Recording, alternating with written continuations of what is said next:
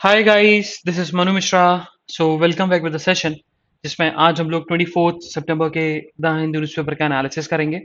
So here we start the analysis of today's newspaper.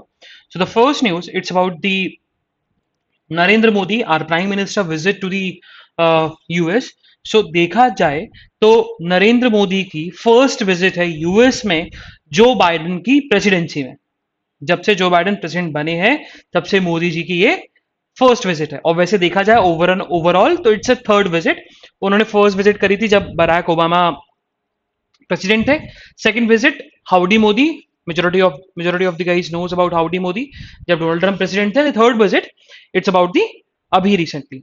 और ये third visit इसी वजह से हुई बिकॉज क्योंकि क्वाड ग्रुप बना हुआ है Australia, Japan, US and India, Indo Pacific region में फ्री ट्रेड के लिए, स्टेबिलिटी के लिए उसकी फर्स्ट इन पर्सन मीटिंग है। मतलब पहले वर्चुअल मीटिंग हो चुकी है लेकिन पहली बार ये फर्स्ट इन पर्सन मीटिंग होगी। पहली बार इन चारों नेशंस के जो लीडर्स हैं वो फिजिकली मीट करेंगे। लेकिन मोदी जी पहले ही पहुंच गए यूएस। और उन्होंने यूएस जाके यूएस में टॉप 5 सीईओ से उन्होंने मुलाकात करी। मतलब टॉप 5 सीईओ मतलब कुछ कंपनीज हैं जिसका जिसका एक्सपोजर है, मतलब जिसका कहना चाहता है कि उन कंपनीज जो कि इंडिया में इन्वेस्ट कर सकती हैं और उनके पास इन्वेस्टमेंट पोटेंशियल है, सिग्निफिकेंट इन्वेस्टमेंट पोटेंशियल है। इसी के चलते उन्होंने 5 सीईओ से मुलाकात करी। And the CEO of the companies जो कि एडोब के थे, क्वालकॉम के थे, आपके उस फर्स्ट सोलर कंपनी के थे, देन जनरल एटॉमिक्स के थे, देन ब्लैकस्टोन ग्रुप के भी थे। तो इन 5 कंपनीज के सीईओ से उन्होंने मीटिंग करी। एंड आज उनकी जो मीटिंग है, आज उनकी पहली मीटिंग बायलेटरल मीटिंग होगी with the vice president of the United States of America, Kamala Harris. और उसके बाद वो जो बाइडेन से मीट करेंगे और जो बाइडेन से मीट करके उन बेसिकली उन पे जो बातें होंगी वो बातें जो इट्स अबाउट दी जो मेन फोकस होगा, वो मेन फोकस इट्स अबाउट दी अफगानिस्तान के इशू को लेकर, काउंटर टेररिज्म को लेकर और क्लाइमेट चेंज और कॉपरेशन को लेकर उनकी मुलाकात होने वाली है। और उससे पहले वो कमला हैरिस से मुलाकात करेंगे। Okay, moving further. तो सुप्रीम कोर्ट ने बोल दिया कि हम लोग पैनल बनाएंगे, है ना, हम लोग पैनल बनाने वाले हैं जो कि स्नूपिंग के चार्जेस और गवर्नमेंट के ऊपर लगे हैं कि उन्होंने गलत तरीके से सिटीजन्स के ऊपर सर्विलेंस रखा by the Israeli based Pegasus software के थ्रू। सो इसी के चलते वो लोग सुप्रीम कोर्ट ने बोल दिया कि पैनल बनाने वाले हैं। बट पैनल के कुछ मेंबर्स जो है वो एब्सेंट रहे due to some personal reasons. इसी के चलते सुप्रीम कोर्ट ने बोला है कि next week we will pass the order and we will form the panel जो कि इन्वेस्टिगेट करेगी स्नूपिंग के चार्जेस जो कि गवर्नमेंट के ऊपर लगे हुए हैं। थर्ड न्यूज इट्स अबाउट के दिल्ली पुलिस कमिश्नर, जो दिल्ली पुलिस कमिश्नर है राकेश अस्थाना ने बोल दिया है, उन्होंने ऑर्डर दे दिया है कि भैया एक नया स्पेशल इन्वेस्टिगेटिंग सेल बनाया जाएगा जो कि नॉर्थ ईस्ट दिल्ली में जो दंगे हुए थे, राइट्स हुए थे, उन पे वो इन्वेस्टिगेट करेगा, स्क्रूटनाइज करेगा। ठीक है, so what they are making the special investigating cell. Moving further, so what happen, central government ने सुप्रीम कोर्ट को बोला है कि कास्ट बेस्ड सेंसस कराना फॉर दी बैकवर्ड क्लास बहुत डिफिकल्ट है। अब उन्होंने उसका रीजन भी दिया। उन्होंने बोला कि देखो, पहली बार जब कास्ट बेस्ड सेंसस हुआ था, ठीक है, जब पहली बार जब कास्ट बेस्ड सेंसस हुआ था तो भैया उसकी रिपोर्ट कोई भी किसी भी मतलब की नहीं थी, किसी भी मतलब की नहीं थी। उसको हम ऑफिशियल डेटा में यूज भी नहीं कर सकते। और जब 2011 में जब सेंसस हुआ था तो 2011 में एक सेंसस हुआ था, socio economic and caste census, जो कि बिल्कुल अनयूजेबल था। मतलब ऑफिशियल पर्पस के लिए हम उसको यूज ही नहीं कर सकते थे क्योंकि उसमें बहुत ज्यादा टेक्निकल फ्लॉज थे। तो बिकॉज ऑफ दिस रीजन हम caste census for backward class नहीं करा सकते। गवर्नमेंट ने सेंट्रल गवर्नमेंट को, सुप्रीम कोर्ट को बोला। पहला रीजन रीजन क्या दिया उन्होंने कि भैया जो पास्ट में सेंसस हुए हैं, पास्ट में जो कास्ट सेंसस हुए हैं वो कभी भी परफेक्ट नहीं रहे। उनकी जो रिपोर्ट्स आई वो रिपोर्ट्स बिल्कुल फ्लॉड आई हैं, अनयूजेबल रहा है। ऑफिशियल पर्पस के लिए हम उसको यूज नहीं कर सकते because of the technical flaws. और 2011 में जब socio economic and caste census हुआ था वो उसकी भी रिपोर्ट अनयूजेबल थी। फिर सेकेंड रीजन जो सेंट्रल गवर्नमेंट ने सुप्रीम कोर्ट को बताया कि हम लोग caste census for backward class नहीं करा सकते, डिफिकल्ट है। उसका मेन सेकंड रीजन जो उन्होंने बताया, सेकंड रीजन है क्योंकि सेंसस जो है, अच्छा, सब लोगों का कहना क्या है कि भैया अभी सेंसस जो है 2021 में जो सेंसस की रिपोर्ट आएगी ना, उसमें उसी के साथ साथ कास्ट सेंसस करा दो। तो गवर्नमेंट ने बोला है कि देखो 2021 का जो सेंसस का है उसकी प्लानिंग बहुत पहले हो चुकी है। प्लानिंग प्रिपरेशन हमने सब अथॉरिटीज से पूछा, एडवाइजरी कमिटी से पूछा, तो भाई प्रिपरेटरी वर्क जो है ना वो पूरे तरीके से खत्म हो चुका है। बस वर्किंग स्टार्ट करनी है सेंसस 2021 की, और फिर से आप कास्ट सेंसस और बैकवर्ड क्लास जुड़वाएंगे तो वो हेक्टिक बन जाएगा, फिर से हमें प्रिपरेटरी स्टेज पे जाना पड़ेगा। इसी के चलते कास्ट सेंसस कराना थोड़ा सा डिफिकल्ट है, थोड़ा सा नहीं बहुत डिफिकल्ट है, बिल्कुल नामुमकिन के बराबर है, ऐसा गवर्नमेंट ने बोला है to the supreme court. Moving further, Orissa से एक रिपोर्ट आई। उड़ीसा से रिपोर्ट ये आई कि उड़ीसा में बताया गया कि अ, उड़ीसा में ये बताया गया कि उड़ीसा में ऐसी रिपोर्ट्स आई हैं कि फर्स्ट डोज लगवाने के बाद, फर्स्ट डोज तो लग चुकी है, मतलब जिनको फर्स्ट डोज लगनी है तो अराउंड 70% ऑफ द लोगों को फर्स्ट डोज लग चुकी है, लेकिन सेकंड डोज नहीं लग पा रही। मतलब सेकंड डोज जो पब्लिक है जिनको सेकंड डोज लगनी थी वो लोग नहीं लगवा रहे हैं, वो लोग गैप दे रहे हैं। अब उसका मेन रीजन भी बताया गया बाय द गवर्नमेंट। तो गवर्नमेंट का कहना है कि देखो, जब हम कोविशील्ड की बात करते हैं ना, दो वैक्सीन थी, कोविशील्ड और कोवैक्सीन। अब कोविशील्ड जो है, कोविशील्ड का फर्स्ट और सेकंड डोज के बीच में 12 टू 14 वीक्स का डिफरेंस होता है ना, गैप होता है। और वहीं कोवैक्सीन में बेसिकली 24 डेज का गैप होता है। तो बताया गया कि कोवैक्सीन जो है उड़ीसा में सिर्फ दो अर्बन डिस्ट्रिक्ट्स में लगाया गया, that is Bhubaneswar and Berhampur. और वही बात हम कोविशील्ड की करें तो कोविशील्ड मेजोरिटी ऑफ दी सब एरियाज में लगाया गया, बस इन दोनों को छोड़कर। तो इसी के चलते जो जिनको सेकंड डोज लगना था वो अपना डेट मिस कर रहे हैं, क्योंकि वो भूल जा रहे हैं, वो भूल जा रहे हैं। Because of this reason Orissa में सेकंड डोज जो है, सेकंड डोज का एडमिनिस्ट्रेशन जो है वो थोड़ा सा स्लो है, और वहां पर लोग सेकंड डोज के लिए लोग आ नहीं रहे, बेनिफिशियरीज जो है वो मिस कर रहे हैं। Moving further, just wait for a minute, moving further, तो सिटी की न्यूज हमें नहीं पढ़नी है, will skip the city news. So on the state news, तो स्टेट न्यूज में ये रहा कि उड़ीसा से ये न्यूज है। सो व्हाट हैपेंड, उड़ीसा में बहुत सारे हॉस्पिटल्स ऐसे हैं जहां पर एक ही डॉक्टर है, एक ही डॉक्टर पूरे हॉस्पिटल को संभालता है। So because of the shortage of the doctors, तो कभी कभी भैया डॉक्टर नहीं रहता, अब एक डॉक्टर है हॉस्पिटल में, अब उस डॉक्टर को सोना भी है, उसकी नींद भी है, उसका कुछ पर्सनल काम भी है, तो वो डॉक्टर तो हमेशा उस हॉस्पिटल में रह नहीं सकता। इसी के चलते उड़ीसा गवर्नमेंट ने बोल दिया है कि जो फार्मासिस्ट है, जो फार्मासिस्ट हैं वो भी ड्रग्स को प्रिस्क्राइब कर सकते हैं, बट ओनली फॉर 12 डिसीजेस। जो 12 डिसीज उन्होंने लिस्ट डाउन करी है, उस लिस्ट डाउन के थ्रू फार्मासिस्ट ड्रग्स मतलब मेडिसिन दे सकते हैं विदाउट एनी डॉक्टर्स प्रिस्क्रिप्शन, क्योंकि डॉक्टर का जो वर्डन है वो थोड़ा सा कम हो जाए because of the doctor shortage in the state of Odisha. Moving further,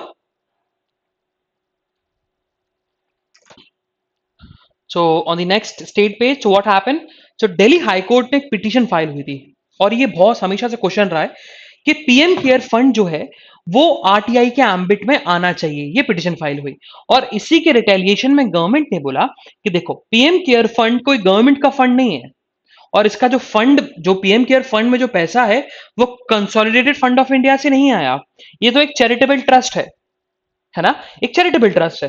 तब क्वेश्चन पूछा गया, तब क्वेश्चन ये बोला गया कि आप हमें ये बताओ, तो फिर जो पीएम केयर फंड का जो फंक्शन है वो गवर्नमेंट का सेक्रेटरी क्यों कर रहा है, गवर्नमेंट का ऑफिसर क्यों कर रहा है, सेंट्रल गवर्नमेंट का ऑफिसर क्यों कर रहा है, उसका फंक्शन जो है।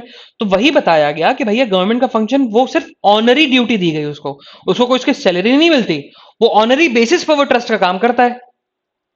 और पीएम केयर फंड के हम फंक्शन की बात करें तो आप उसकी ऑडिट रिपोर्ट देख सकते हैं, हमने वेबसाइट पे डाल रखी है, और उसकी ऑडिट कैग का आदमी करता है, जो comptroller and auditor general of India जो है उसका ही जो ऑफिसर है, उसका ही officer basically PM care fund में जो ऑडिट, पीएम केयर फंड को ऑडिट करता है। तो भाई ऑडिट की रिपोर्ट डली हुई है, ट्रांसपेरेंट, आप जाके देख सकते हो, लेकिन आरटीआई के एम्बिट में नहीं आएगा। हम ये नहीं बता सकते कि पीएम केयर फंड में जो पैसा आया वो कहां से आया, किसने दिया, किसने कितना डोनेट दिया, ये नहीं, क्यों, because it's not a public money, और ये सिर्फ ट्रस्ट है। इसी के चलते आरटीआई के एम्बिट में ये नहीं आ सकता, और ना ही ये ट्रस्ट कॉन्स्टिट्यूशन के अंडर बना, ना ही किसी पार्लियामेंट, ना ही किसी स्टेट लेजिस्लेशन के थ्रू बना। इसी के चलते ये आरटीआई के एम्बिट में नहीं आएगा। मतलब ये आर्टिकल 12 जो कि स्टेट की डेफिनेशन बताता है उसके एम्बिट में नहीं आएगा। मूविंग फर्दर, सो हम आज के एडिटोरियल की बात करें तो आज हमारे लिए 4 एडिटोरियल इंपॉर्टेंट है। सो इसी पेज पे ही यहाँ चारों के चारों। तो first one is about the district disease surveillance को लेकर है, इसको अपन डिस्कस करेंगे। बहुत ही इंटरेस्टिंग एडिटोरियल है, बहुत मजेदार। The second one is about the climate change narrative that India can stir, इसको अपन डिस्कस कर सकते हैं। Then the third one is another grouping, तो ये बताता है एयू के यूएस मतलब ऑस्ट्रेलिया, यूनाइटेड किंगडम और यूनाइटेड स्टेट्स ऑफ अमेरिका के बीच में जो ट्राइलेटरल पार्टनरशिप हुई है उसके क्या बेनिफिट होंगे और क्या प्रिकॉशंस होंगे, क्या नेगेटिव इंपैक्ट पड़ेगा इंडिया के ऊपर। तो पॉजिटिव नेगेटिव दोनों बताए गए। And the fourth one is about the vital relief, जो सुप्रीम कोर्ट ने, जो गवर्नमेंट ने कल सुप्रीम कोर्ट को बताया था कि भैया हम कोविड 19 के जो विक्टिम्स कोविड 19 में जिन लोगों की डेथ हुई है उनके फैमिली मेंबर्स को 50,000 रुपीज का कंपनसेशन देंगे, तो उसके बारे में बताया गया। ओके, चलो, तो first we discuss the disease surveillance system for the future. अब देखो, सबसे पहले ऑथर ने स्टार्ट किया एक कहानी से, और एक कहानी है जो वो 1984 की कहानी है, जब लंदन में क्रॉनिक डिसीज फैली थी। तो जब लंदन में क्रॉनिक डिसीज फैली थी तो एक बेसिकली एपिडेमोलॉजिस्ट थे जिनका नाम था जॉन स्नो। जॉन स्नो ने बेसिकली वो किया, मतलब सर्वे किया कि भैया क्रॉनिक डिसीज क्या फैलती है। 1894 में नहीं पता था क्रॉनिक डिसीज होती क्या है, किससे फैलती है, क्या है, बैक्टीरियल डिसीज है कि फंगल डिसीज है, क्या है, कम्युनिकेबल है कि नॉन कम्युनिकेबल है। तो तब उन्होंने डेटा देखा, डेटा कलेक्ट किया, और डेटा कलेक्शन से उनको पता लगा कि भैया लंदन का एक स्ट्रीट है, ब्रॉडर स्ट्रीट एरिया, और ब्रॉडर स्ट्रीट एरिया में ज्यादातर लोग क्रॉनिक डिसीज से अफेक्टेड है।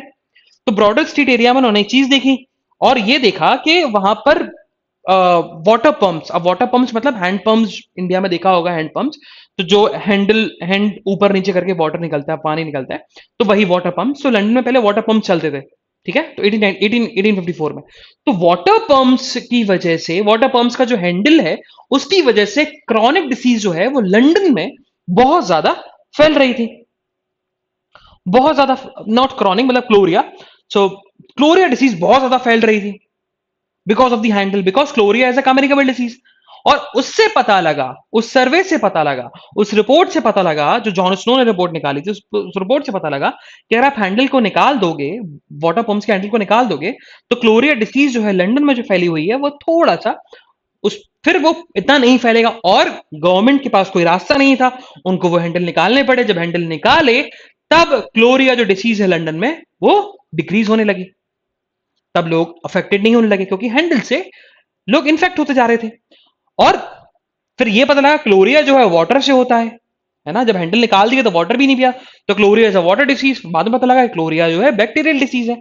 और इसी के चलते जॉन स्नो है, जॉन स्नो को क्या बोला जाता है, the father of modern epidemiology. और वहीं एक और थे, एक और बेसिकली एपिडेमोलॉजिस्ट थे, एक और हेल्थ केयर वर्कर थे, and the name of the person is William Farr. और विलियम फार जो है उनका मेजर कंट्रीब्यूशन था इसी फील्ड में, मेडिकल डॉक्टर थे वो, उनका मेजर कंट्रीब्यूशन था अबाउट दी कि डेथ कितनी हुई है, कितने क्लोरिया के केसेस आए हैं, कितने कितने लोग इंजर्ड, कितने लोगों को इन्फेक्ट हुआ था, ये सारी रिपोर्ट उन्होंने संभाल के रखी। और इसके चलते विलियम फार को modern concept disease surveillance system बोला जाता है, मतलब founder of modern concept of disease surveillance system.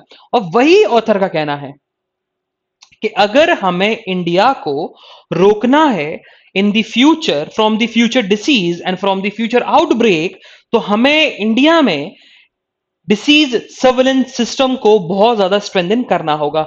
लेकिन सबसे बड़ा क्वेश्चन ये उठता है कि what is disease surveillance system.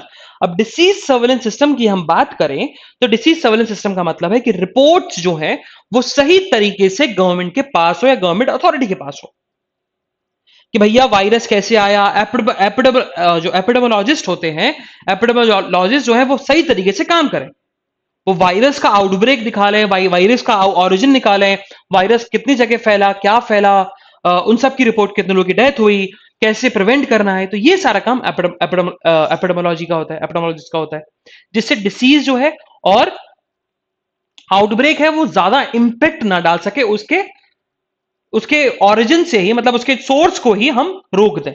Initially हम उस आउटब्रेक और डिसीज को हम रोक दें, तो ज्यादा लोगों को इंपैक्ट ना पहुंचाए। ये डिसीज सर्वेलेंस सिस्टम बोलता है। देन आगे बताया गया कि हमें इंडिया में डिसीज सर्वेलेंस सिस्टम को स्ट्रेंथन करने की जरूरत है। लेकिन क्वेश्चन ये उठता है कि भाई इतना बड़ा आउटब्रेक आ गया, कोविड आया, तब भी हम defence sorry not defence, disease surveillance system को स्ट्रेंथन क्यों नहीं कर रहे, है ना? ये सबसे बड़ा क्वेश्चन ऑथर ने पूछा है। सबसे बड़ा क्वेश्चन उन्होंने ऑथर ने ये पूछा है कि बिकॉज इतनी बड़ी आउटब्रेक आने की वजह से, मतलब अभी तक देखा जाए तो सभी की मेमोरी में सबसे बड़ा आउटब्रेक यही रहा होगा। सबसे ज्यादा लोगों की डेथ इसी डिसीज की वजह से हुई होगी, कोविड की वजह से हुई होगी। जितने लोग भी अभी इंडिया में जिंदा है, लिविंग, मतलब अभी जब तक, मतलब जब से वो जी रहे हैं। और दूसरा क्वेश्चन उन्होंने पूछा कि इतना डिफिकल्ट है डिसीज सर्वेलेंस सिस्टम को स्ट्रेंथन करना, इतना डिफिकल्ट है। देन उन्होंने ऑथर ने डिस्कस किया कि हाँ, सर्वेलेंस इन इंडिया के बारे में बताया। तो उन्होंने बताया कि देखो, सर्वेलेंस जो है, डिसीज सर्वेलेंस सिस्टम जो है, वो लंदन में तो आ गया था 1854 में, जब क्लोरिया फैला था। इंडिया में भी क्लोरिया की वजह से आया था, जब 1988 में दिल्ली में क्लोरिया का आउटब्रेक हुआ था। और उसके बाद सूरत में प्लेग पहुंचा था 1994 में। उसके बाद गवर्नमेंट ने बोला था कि हम भैया, हम नेशनल सर्वेलेंस प्रोग्राम जो है वो लॉन्च करेंगे कम्युनिकेबल डिसीज के लिए, और 1987 में उन्होंने लॉन्च कर दिया था, है ना? और अभी तक देखा जाए, और उसके बाद इसने अच्छा काम भी किया। 2004 में जब सार्स आउटब्रेक आया, तो सार्स आउटब्रेक के बाद गवर्नमेंट ने एक और चीज लॉन्च करी, वो थी एनडीएसपी, इंटीग्रेटेड डिसीज सर्वेलेंस प्रोजेक्ट। और इंटीग्रेटेड डिसीज सर्वेलेंस प्रोजेक्ट का जो काम था वो ये था कि गवर्नमेंट की फंडिंग जो है वो बढ़ जाएगी डिसीज सर्वेलेंस में। लेबोरेटरी कैपेसिटी जो है उसको स्ट्रेंथन कर देंगे, हेल्थ वर्कफोर्स को हम ट्रेन करेंगे। मतलब मिनिमम एक ट्रेंड एपिडेमोलॉजिस्ट जो होगा हर डिस्ट्रिक्ट में इंडिया में, हर ट्रेंड एपिडेमोलॉजिस्ट होगा हर डिस्ट्रिक्ट में इंडिया में। ये आईडीएसपी का कहना था, है ना? और जब हम बात करें 2004 से लेकर 2019 तक, बहुत सारे आउटब्रेक्स आए, बहुत सारे आउटब्रेक डिटेक्टेड हुए, बहुत सारी चीज इन्वेस्टिगेटिंग हुई। लेकिन जो प्रीवियस ईयर आया वो थोड़ा सा कुछ ज्यादा ही ड्रास्टिकली, मतलब बहुत ज्यादा नेगेटिव सेंस में बहुत ज्यादा इंपैक्ट डाल के चला गया हमारे नेशन के ऊपर, बिकॉज ऑफ दिस कोविड 19। तो इससे ये पता लगता है, कोविड 19 से ये पता लगा कि इंडिया में डिफेंस डिसीज सर्वेलेंस सिस्टम जो है वो स्ट्रेंथ नहीं है, बिल्कुल भी परफेक्ट नहीं है। अब परफेक्ट क्यों नहीं है, वो ऑथर ने आगे समझाया कि देखो, उन्होंने बोला कि देखो, हम जब बात करते हैं केरला की, तो ऐसा नहीं है कि हर पूरे इंडिया का सब सब जगह डिसीज सर्वेलेंस सिस्टम खराब है, नहीं। कुछ स्टेट्स हैं जिनमें डिसीज सर्वेलेंस सिस्टम अच्छा है, जैसे कि केरला। क्योंकि केरला में कोविड 19 के सबसे ज्यादा केसेस निकले, क्यों? क्योंकि because of the disease surveillance system. Disease surveillance system की वजह से कोविड 19 का पता लगा कितने केसेस हैं। अब जैसे यूपी, हम बात करते हैं यूपी की, मध्य प्रदेश की, जब हम बात करते हैं ना महाराष्ट्र और केरला की, तो महाराष्ट्र और केरला में ये रिपोर्ट ये निकल के आई थी कि केरला में ये रिपोर्ट निकल के आई थी कि out of 6 people in Kerala, एक पर्सन इन्फेक्टेड है कोविड 19 का। वहीं यूपी की बात करें तो यूपी का 25% में से, सॉरी, यूपी में हर 100 में से एक पर्सन इन्फेक्टेड है। तो मतलब सही तरीके से सर्वेलेंस नहीं किया गया। यूपी इतना ज्यादा पॉपुलेटेड है और इतना ज्यादा इन्फेक्टेड हो गया, बिकॉज दिल्ली से कनेक्टेड है, हर जगह से कनेक्टेड है, और इंडस्ट्रियल एरियाज भी हैं। तो हो ही नहीं सकता कि 100 में से सिर्फ एक आदमी कोविड 19 से इन्फेक्टेड हो। वहीं केरला की हम बात करें तो केरला में 6 आदमियों में से एक आदमी इन्फेक्टेड था, ये निकल के आया। तो डिसीज सर्वेलेंस सिस्टम सही तरीके से वर्क कर रहा है। वहीं बात करें तो निपा आउटब्रेक हुआ था, निपा आउटब्रेक अभी रिसेंटली सितंबर में भी हुआ, उसको कंट्रोल कर लिया। क्यों? बिकॉज केरला का डिसीज सर्वेलेंस सिस्टम बहुत ज्यादा स्ट्रांग है। लेकिन वहीं अगर निपा वायरस आउटब्रेक होता मध्य प्रदेश, बिहार या यूपी में, तो हम कंट्रोल नहीं कर पाते, क्योंकि पता ही नहीं रहता। और गवर्नमेंट रिपोर्ट ढंग से नहीं बनाती कि कितने लोगों की डेथ हुई है, मतलब civil registration and vital stats बोलते हैं उसको, जिसमें बताया जाता है कितने लोगों की डेथ हुई है, कितने लोग इंजर्ड हुए हैं, कितने लोग सीरियसली इंजर्ड हुए हैं। ये सारी जो रिपोर्ट है, इन सारी रिपोर्ट को एक सिस्टम बोला जाता है, that is civil registration vital statistics system, set system. वो परफेक्ट तरीके से नहीं है। आगे चल के पता लगा कोविड 19 जो गवर्नमेंट ने डेथ बताई थी, उसके 10 गुना, 12 गुना, 20 टाइम्स ज्यादा लोगों की डेथ हुई है बहुत सारे डिस्ट्रिक्ट्स में। सिर्फ केरला ऐसा डिस्ट्रिक्ट है जिसमें, केरला और सदर्न स्टेट्स ऐसे डिस्ट्रिक्ट्स हैं, सॉरी स्टेट्स हैं, जहां पर रिपोर्ट्स में कम फ्लक्चुएशन देखने को मिला। वही ऑथर ने बताया। तो ऑथर का कहना है कि भाई इतना बड़ा पैंडेमिक आ गया, पैंडेमिक में भी गवर्नमेंट जो है वो जब डिफेंस सर्वेलेंस सिस्टम को स्ट्रेंथन नहीं कर पा रही, तो अब क्या करना पड़ेगा? अब कौन सा अब इससे बड़ा पैंडेमिक क्या लाना पड़ेगा गवर्नमेंट को? इससे बड़ा पैंडेमिक आएगा तब जाके गवर्नमेंट की आंखें खोलेंगे, या फिर डिफेंस डिसीज सर्वेलेंस सिस्टम में को स्ट्रेंथन करना बड़ा फिर मुश्किल है, ये ऑथर का कहना है। देन फिर ऑथर ने बताया कि आप क्या कर सकते हैं, तो उन्होंने बोला कि देखो 2004 में जब गवर्नमेंट ने लॉन्च किया था इंटीग्रेटेड डिसीज सर्वेलेंस प्रोजेक्ट, तो उसमें ज्वाइंट मॉनिटरिंग मिशन 2015 में जोड़ा गया, है ना, जिसके चलते, जिसमें मिनिस्ट्री ऑफ हेल्थ जो है with the help of WHO काम करेगा, कुछ स्ट्रेंथन करेगा, चीजों को स्ट्रेंथन करेगा। और रिपोर्ट भी निकल के, उन्होंने रिपोर्ट भी बताया, 2015 में रिपोर्ट बताया कि NDIDSP जो है इंटीग्रेटेड डिसीज सर्विलेंस प्रोजेक्ट जो है, उस चीज में क्या क्या कमियां हैं। तो बताया गया कि भैया देखो, सबसे बड़ी कमी है कि फाइनेंशियल रिसोर्स एलोकेशन नहीं होता, तो उसको आप इंक्रीज करो, मतलब रिसोर्सेज को आप बढ़ा दो। दूसरा, ह्यूमन रिसोर्स जो है, ट्रेंड ह्यूमन रिसोर्स है, उसके कम लोग हैं, मतलब हेल्थ केयर वर्कर्स जो है, ट्रेंड हेल्थ केयर वर्कर्स की संख्या कम है। थर्ड, लेबोरेटरीज को स्ट्रेंथन करने की जरूरत है। थर्ड, जो वैक्सीन प्रिवेंटेबल डिसीज है, उन पर सर्वेलेंस रखने की बहुत ज्यादा जरूरत है, जैसे कि जूनोटिक, इन्फ्लुएंजा, बैक्टीरियल, वायरल, इन सारी डिसीज को रखने की जरूरत है, उन पर वैक्सीन बनाने की जरूरत है। ये चीज बताई गई। देन मोर स्पेसिफिक लेवल पे भी बताया गया, है ना, तो ये तो स्ट्रेंथन करने की बात की गई कि हम क्या कर सकते हैं IDSP को स्ट्रेंथन करने के लिए, लेकिन एक स्पेसिफिक लेवल पे भी बताया गया कि ठीक है चलो, ये तो IDSP की बात कर दी, लेकिन ओवरऑल हम सारी चीजों को, defence surveillance system, disease surveillance system को हम कैसे स्ट्रांग करें। तो उसका पहला तरीका उन्होंने बताया कि गवर्नमेंट का जो सोर्स एलोकेशन है वो परफेक्ट तरीके से कर देना चाहिए।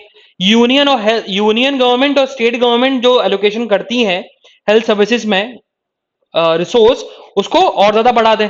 सेकंड, वर्कफोर्स को वर्कफोर्स जो है, प्राइमरी हेल्थ केयर सिस्टम जो है, in the rural area, in the urban area, उसमें ट्रेंड लोग चाहिए।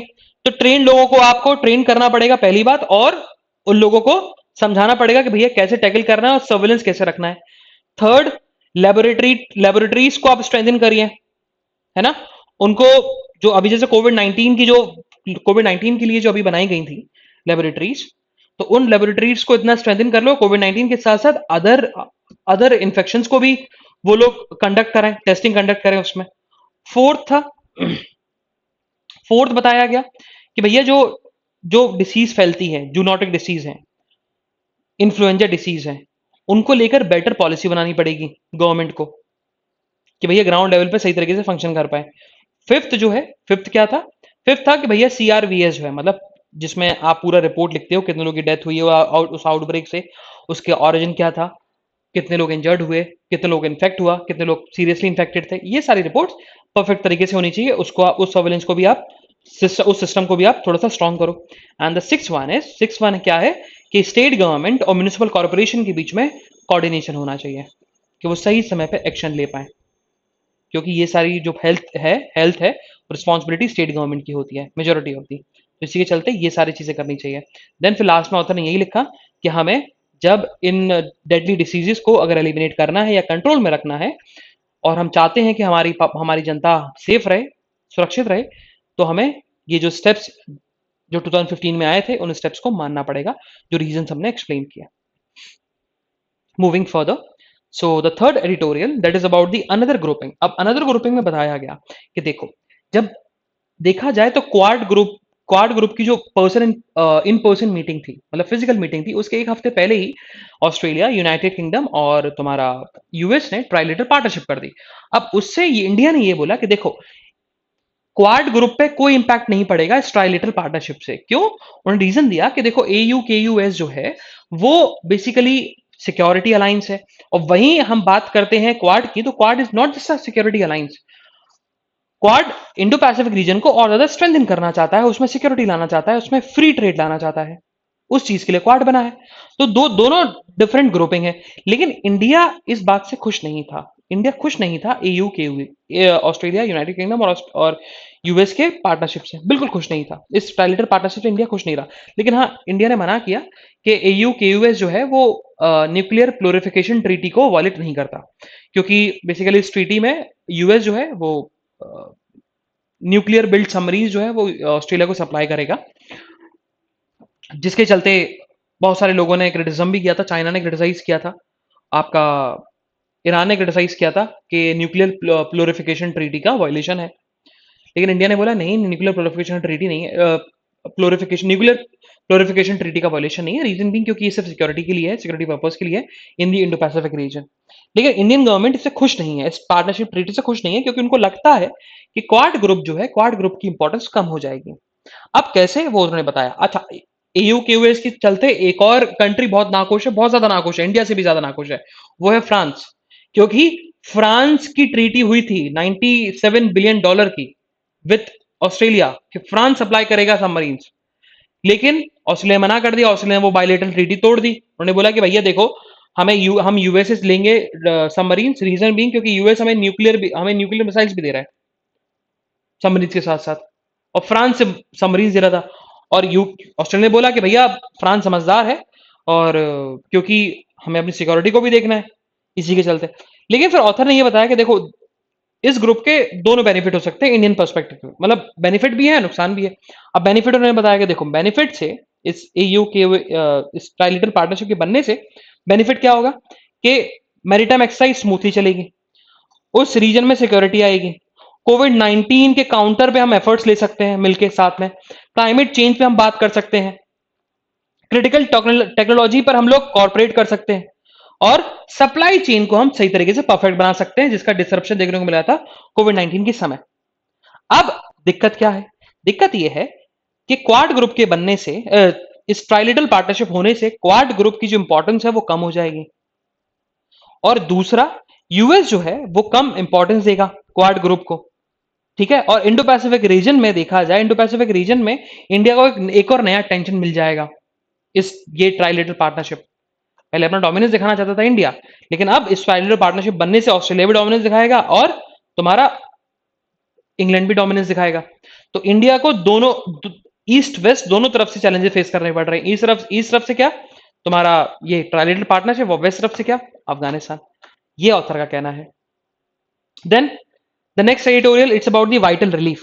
अब vital relief it's a very simple one. अब ऑथर ने यही समझाने की कोशिश करी है कि जो कंपनसेशन मिला है, जो कंपनसेशन गवर्नमेंट ने बोला है कि 50,000 रुपीज हम देंगे, वो परफेक्ट है। लेकिन कुछ चीज ऑथर ने बताई कि देखो, कुछ चीजों को सुधारने की जरूरत है। वो सुधारने की जरूरत ये है कि सबसे पहले गवर्नमेंट ने बहुत अच्छा स्टेप लिया है कि भैया, जो भी डॉक्यूमेंट सबमिट करेगा उसको 30 डेज के अंदर कंपनसेशन मिल जाएगा, है ना। ये बात उन्होंने बोल दी। और गवर्नमेंट के इस स्टेप से अराउंड गवर्नमेंट के ऊपर 2300 करोड़ रुपीस का बर्डन तो आएगा, क्योंकि अराउंड 4-5 लाख अराउंड लोगों की डेथ हुई है, कोविड 19 में डेथ हुई है। ये डब्ल्यूएचओ की रिपोर्ट है, डब्ल्यूएचओ का रिकॉर्ड है, ये हम नहीं बोल रहे। और जो फंड है वो फंड जो है वो कहां से दिया जाएगा, स्टेट डिजास्टर रिस्पॉन्स फंड से ये 50,000 रुपीज दिए जाएंगे हर स्टेट्स में, जो भी कोविड 19 से जितने लोगों की डेथ हुई है। लेकिन ऑथर का कहना है, ऑथर ने बोला कि देखो, अब इस चीज को और फ्रेंडली बनाने के लिए कि भैया जो है, जो मैकेनिज्म है और जो कंपनसेशन है वो और इजीली मिल जाए, पीपल फ्रेंडली हो जाए, उसके लिए फ्रेश ऑडिट कराने पड़ेंगे, और रीसर्टिफिकेशन डेथ का कराना पड़ेगा। बहुत ज्यादा इंपॉर्टेंट फैक्टर है ना। ऑडिट फिर से कराना पड़ेगा, और रीसर्टिफिकेशन ऑफ द डेथ सर्टिफिकेट फिर से कराने पड़ेंगे, क्योंकि बहुत सारी डेथ हुई है और रिपोर्ट में डॉक्टर ने बताया ही नहीं कि डेथ किस बेसिस पे हुई है। और मेजोरिटी ऑफ द लोगों की डेथ हुई जो हुई है, उसमें से जो लोग हैं वो पढ़े लिखे नहीं है, उनको नहीं पता, उनको यही नहीं पता था कि भैया कि कंपनसेशन आगे चल के मिलेगा भी, या डेथ सर्टिफिकेट का कुछ इंपॉर्टेंस भी है। तो ये गवर्नमेंट को ऐसा चीज करनी पड़ेगी कि जिससे जो लोगों की डेथ हुई है, मतलब जो विक्टिम्स के जो फैमिली मेंबर्स हैं, उनको इजीली कंपनसेशन मिले, और पीपल फ्रेंडली ये मैकेनिज्म हो जाए। ये ऑथर का कहना है। Moving further, so it's about the climate change narrative that India can steer. तो ये आप खुद पढ़ेंगे, ये क्लाइमेट चेंज से रिलेटेड है। तो ऑथर का इसमें ओवरव्यू अपन बता देते हैं। ओवरव्यू है क्या बेसिकली, अभी ग्लासगो COP 2026 मीटिंग है, मतलब United nation climate change conference on climate change. ठीक है, United nation conference on climate change 2026 में होगी ग्लासगो में। उसमें न्यू दिल्ली को ऑथर ने बोला है कि इंडिया को थोड़ा सा और ज्यादा बेसिकली अच्छा ऑफर करना चाहिए, कि मतलब हम नेशनली डिटरमाइंड कंट्रीब्यूशन जो है NDC, हम उस टारगेट को मीट कर पाए, थोड़ा सा और अपडेट कर देना चाहिए, ये ऑथर का कहना है। तो just read it, it's an easy one, बहुत इजी है, पता लगेगा कि ये एडिटोरियल बोलना क्या चाहता है। Moving further, so on the national news, तो नेशनल न्यूज की हम बात करें तो वही बताया गया कि कल जो यूनियन एनवायरनमेंट मिनिस्टर है उन्होंने कल मीटिंग करी, मीटिंग हुई दिल्ली और नेबरिंग स्टेट्स को लेकर कि अभी विंटर आ रहा है, स्टबल बर्निंग होगी, तो उसी चीज को रोकते हुए कि भैया पोल्यूशन ज्यादा ना फैले, तो उन्होंने यही बोला है कि जो भाई हरियाणा जो है, Haryana government around 200 crore rupees spend करेगा, जिससे फार्मर्स जो है, जो राइस के स्टबल होती हैं उसकी बर्निंग ना करे। यूपी जो है, यूपी ऑर्गेनिक केमिकल्स डिस्पोजर, उसको नाम दिया गया डिस्पोजर, उसको डिप्लॉय करेगा, जिससे जो स्ट्रॉज होती हैं उन स्ट्रॉ को डिसॉल्व किया जाए और मैन्योर में कन्वर्ट कर दिया जाए, मतलब मैन्योर मतलब खाद में कन्वर्ट कर दिया जाए। और वहीं पंजाब की हम बात करें तो पंजाब में अराउंड इंडस्ट्रीज में, जिन इंडस्ट्रीज मतलब कोल्ड इंडस्ट्रीज में स्ट्रॉस स्टबल को भेजा जाएगा, जिससे फार्मर्स को भी बेनिफिट होगा और इंडस्ट्रीज को भी सब्सिडीज दी जाएंगी। तो ये सारे स्टेप्स लिए गए और इसी मीटिंग में उन्होंने कोई नई स्कीम लॉन्च नहीं करी, बस जो एग्जिस्टिंग स्कीम है उन्होंने एग्जिस्टिंग स्कीम को स्ट्रेंथन करने की बात करी है। Moving further, so defence ministry ने एक ऑर्डर प्लेस किया है about the Arjun MKI-1A tanks के लिए, और वो ऑर्डर है 7,500 करोड़ रुपीज का ऑर्डर है कि भैया आप 118 इंडिजिनियस टैंक्स बनाइए और इंडियन आर्मी को सप्लाई करना है आपको, ये इन डिफेंस मिनिस्ट्री ने ऑर्डर दे दिया है। तो हम लोग डिफेंस आत्मनिर्भर की तरफ हम लोग वर्क कर रहे हैं।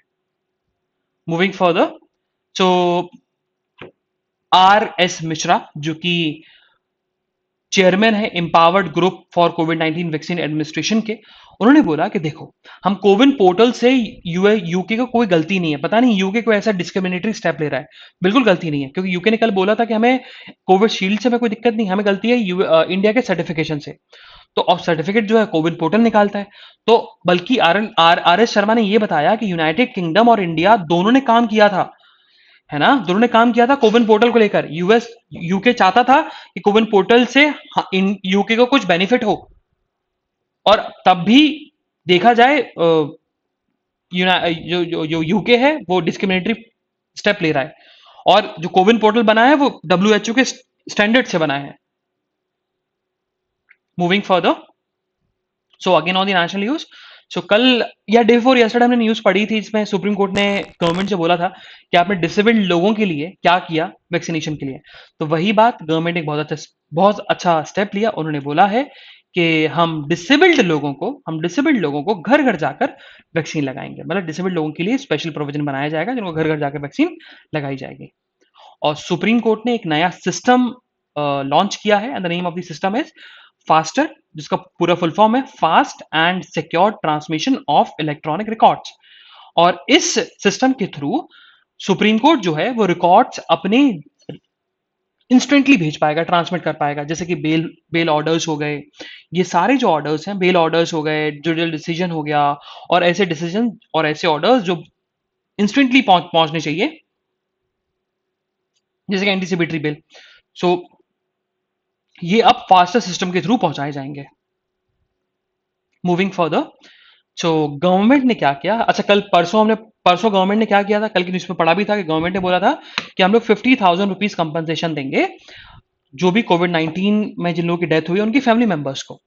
गवर्नमेंट ने एक और स्टेप लिया, उस कंपनसेशन को और थोड़ा एक्सपेंड कर दिया। उन्होंने बोला कि विद इन 30 डेज, मतलब कोविड-19 जब आया, कोविड-19 के विद इन 30 डेज में जिन जिन लोगों ने सुसाइड कमिट किया है उनके फैमिली मेंबर्स को भी कंपनसेशन दिया जाएगा, वो भी एलिजिबल है कंपनसेशन के लिए।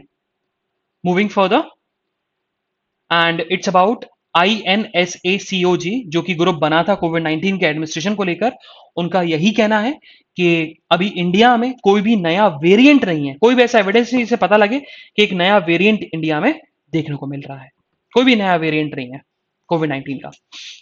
Moving further, so from the world news, world news से हम बात करें तो पाकिस्तान का कहना है कि भैया इंटरनेशनल कम्युनिटी जो है, मतलब इंटरनेशनल कंट्रीज जो है, वो तालिबान के साथ इंगेज हो, है ना, उसको डिप्लोमेटिक रिकॉग्निशन दिया जाए, तालिबान के साथ डिस्क्रिमिनेटरी स्टेप ना लिया जाए, ये पाकिस्तान का कहना है।